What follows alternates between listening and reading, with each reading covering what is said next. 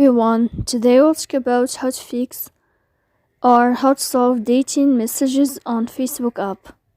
To know how to fix or how to solve dating messages on Facebook app, you should just go to settings. Here you can click apps, default apps, app settings. Then this list you'll enter to the window of Facebook.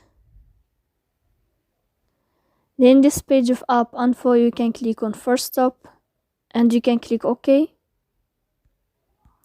Here we'll enter to storage.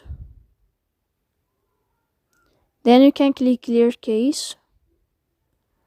Don't click clear data because that can cause you errors in your app.